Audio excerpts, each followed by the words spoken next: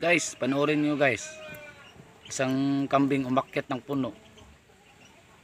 Hindi mo akalain na maakyat niya. Ako nga, hindi ako marunong umakyat ng ganyan na 90 degrees. Yung ibang tao dyan, nakatingin, naghintay lang baka mahulog. Meron man nang gustong umakyat, ang dalawang isip, baka salubungin sila ng flying kick ng kambing. Hindi pala. Ang dalawang isip, baka sila mahulog. Pero sa taot pala sa nag-rescue guys, mayroong umakyat na gusto talaga. Tingnan mo maya guys. Boss Ma'am Sir, inakyat nila. Yung isang tao, hanggat nakuha niya sa itaas.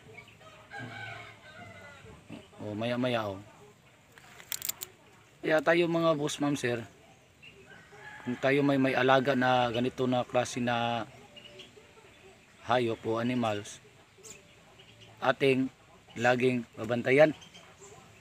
Huwag natin dyan ilagay sa may mga damuhan na ganyan, may mga puno na nyug ba o ibang kahoy na medyo 90 degrees ang tayo.